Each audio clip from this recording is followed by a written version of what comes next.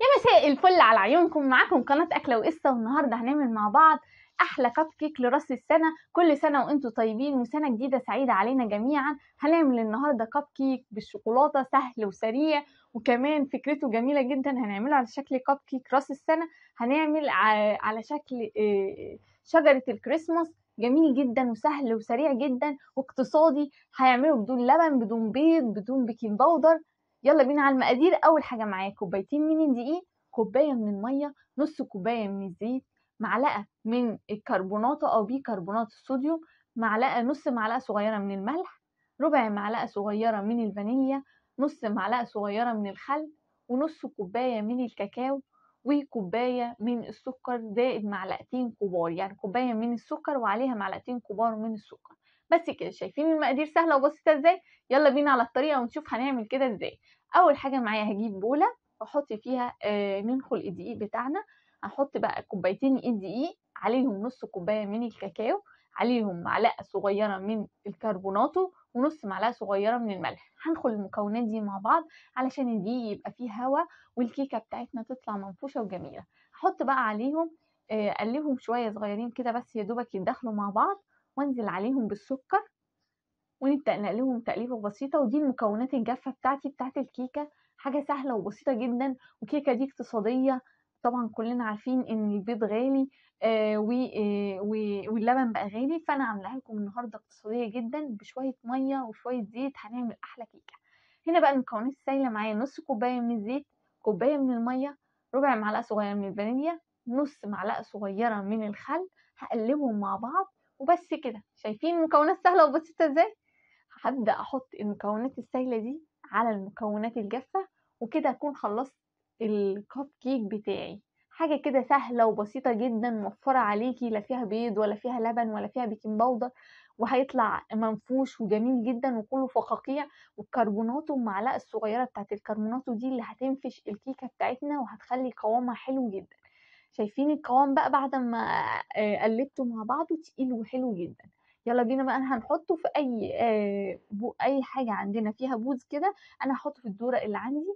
تقدري تحطيه في لبانه او اي حاجه تقدري تصبي منها، بحيث ان انت ما تبهدليش القالب بتاع الكب كيك، ويبقى سهل معاكي في الشغل ان انت تصبي الخليط بتاعنا بكل سهوله. شايفين القوام بتاعه تقيل ازاي؟ هنا بقى جبت القالب بتاع الكب كيك بتاعي، حطيت بس فيه ورق زبده، ما دهنتوش اي حاجه خالص، وهبدا احط الخليط بتاعي. انا بحط هنا يعني يعتبر بملى الكب كيك بتاعي، علشان خاطر انا ما حطيتش هنا بيكنج باودر وما عنديش بيض. يعني ماده الرفع الوحيده عندي هي الكربوناتو، المعلقه الصغيره بتاعت الكربوناتو دي. فانا هاملى الكب كيك. الكميه بتاعتي دي هتعمل ال 12 بتوع الكب كيك اللي انتوا شايفينهم قدامكم دول، بتعمل الصينيه دي كامله. بتطلع شكلها حلو قوي فلافي وجميله جدا. هوريكي دلوقتي القوام بتاعها بعد ما تطلع من الفرن. انا هكمل بقى مع نفسي بقيه الصينيه، وهبدا اوريها لكم بعد ما اخلص بقى عشان ما نضيعش وقتكم في الفيديو. هكون بقى طبعا مسخنة الفرن على درجة حرارة 180. هندخل الصينية دي الفرن ساخن مسبقا على درجة حرارة 180 في الرف الوسطاني. بتقعد حوالي من 20 ل 25 دقيقة. وده الشكل بتاع الكيكة بتاعنا، فلافي كده وجميلة، سهلة وسريعة، هشة كده وطرية وكلها فقاقيع حلوة جدا. لو حابة تعملي كب كيك لولادك بس تقدري تستكفي بالخطوة دي، لكن لو حابة تكملي معانا طريقة التزيين القمر اللي احنا عاملينها في الكب كيك، يلا بينا نكمل.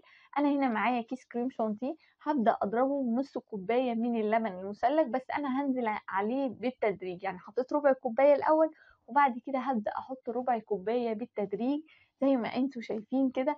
انا الكب كيك بتاعي احتاج كيسين من الكريم شانتيه. لو حابه تعملي كميه اقل هتحتاجي بس كيس واحد من الكريم شانتيه وتعملي نص الكميه بتاعه الكب كيك. طبعا طريقه التزيين شكلها حلو قوي وقمر قوي، وولادك هيتهبلوا عليها، والطعم حكايه. وعايزه اقولك ان الكونو ده طعمه جميل قوي مع الكب كيك شوكولاته، حلو جدا جدا جدا.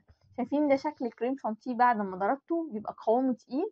هاخد جزء بقى منه بالكريمه، يعني باللون الابيض ده، وانا محتاجاه في الاول في التزيين، وبعد كده هلون مع بعضينا الجزء التاني. نيجي بقى هنا ايه الفكره بتاعتنا القمر دي. هنعمل الشجره بتاعتنا على شكل الكونو، هنجيب الكونو بتاع الآيس كريم أو الفريسكا أو زي ما أنتم بتحبوا تسموه، اللي هو إحنا بنحط فيه البولة بتاعة الآيس كريم. تقدري تجيبيها من عند أي محل أو أي سوبر ماركت بيبيع الفريسكا دي أو الكونو ده، أو أي حد بتاع آيس كريم.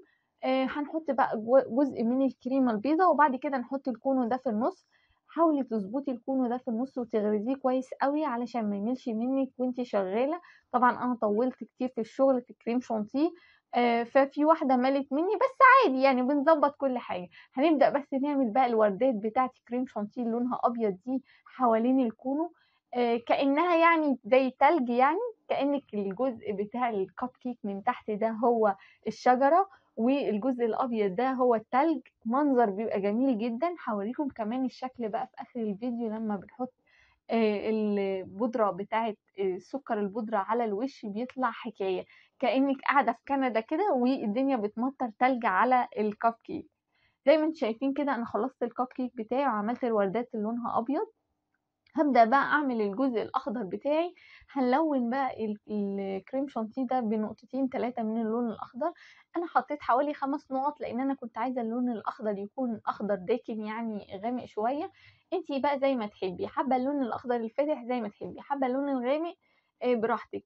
اعملي الدرجة اللي انتي عايزاها. احنا بس بنلعب في الألوان كده علشان نجذب انتباه الأطفال. عايزة أقول لكم إن بنتي كانت قاعدة تحت رجلي كده وعمالة تقول عايزة واحدة يا ماما، عايزة أدوق يا ماما. انا اوريكم بص شكل واحده كده انا عملتها بعد ما حطيت فيها اللون الاخضر، جميله جدا. هوريكم بقى يلا واحده نشكلها مع بعض. انا حبيت اخلي واحده جاهزه كده علشان اوريكم شكل الشجره ونتخيلها مع بعض. تعالوا بقى يلا نعمل واحده تانية. شايفين انا بسحب ازاي ايدي، احط الكريمه يا دوبك تلمس بس البسكوته واسحبها سحبه كده سريعه، فبتعمل البوز اللي انتوا شايفينه ده، بيديكي شكل الشجره. شكلها بيبقى حلو قوي وقمر قوي زي ما انتم شايفين.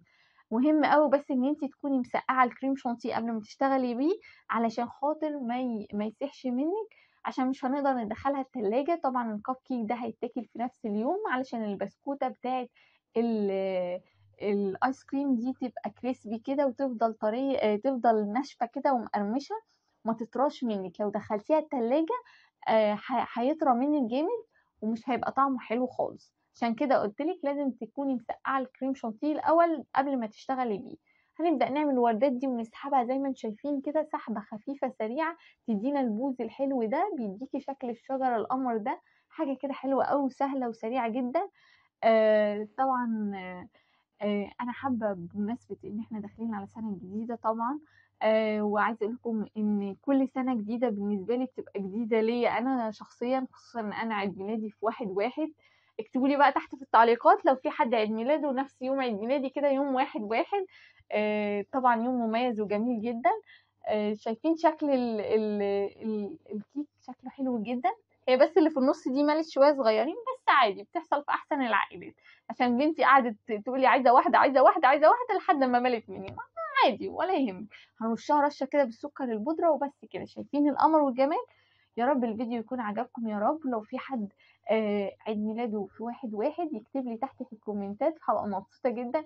يا رب الفيديو يكون عجبكم، واتمنى ان انتوا تشاركوا الفيديو ده مع اصحابكم وقرايبكم، واتمنى السنه الجديده تكون سنه سعيده عليكم جميعا.